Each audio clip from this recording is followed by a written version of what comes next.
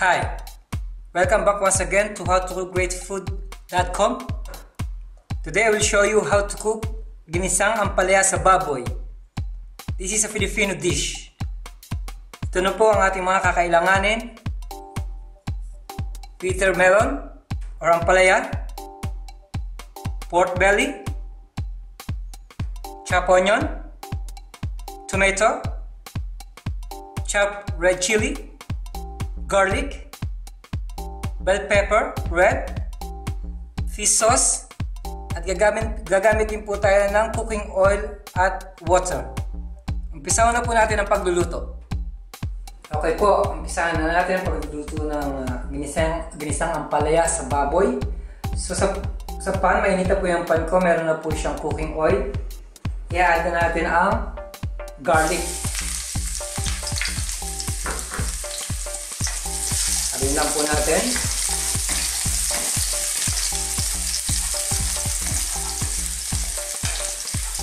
Tapos, dadagdag na natin ang sibuyas or onion.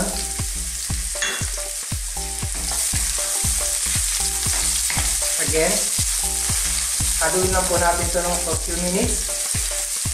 Pag mapula na ang sibuyas, idadagdag na po natin ang tomato. Ngayon po, i-add na natin ang tomato.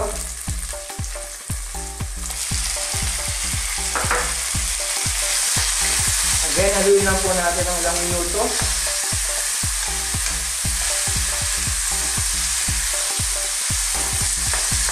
At i-add na po natin ang baboy.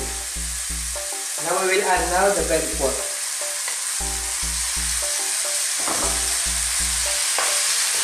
So, halu-haluin na po natin ito ng mga 5 minutes. Tapos, lalagyan natin siya ng water at i-cover po natin again ng mga around 30 minutes. Pag malambot na yung baboy, susunod na po natin ang ampalaya. Okay po? Pag ang ating baboy medyo nagmamantika na, ito yung juice niya, i-add na po natin yung water. Tubig.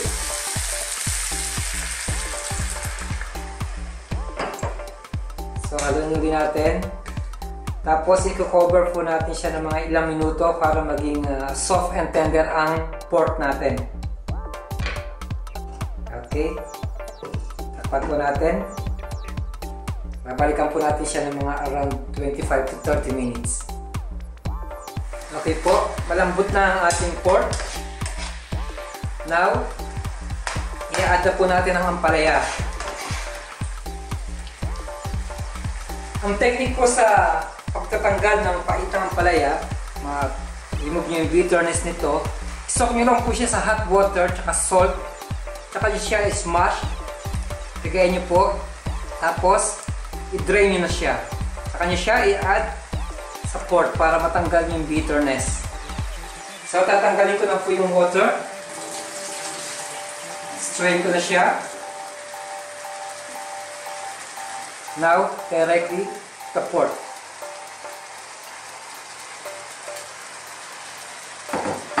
Sasama na rin po natin ang sili, fish sauce, dagdag na rin natin, some salt. Up to you kung gusto nyo lagyan siya ng black pepper. Tapos, ang bell pepper. Mix na po natin siya. Napakasarap po ng dish na to. Ginisang ampalaya sa baboy. So, lulutuin na po natin ito ng for few minutes. Basta maluto na yung ampalaya, once it's cooked, lalagyan na po natin siya sa plate.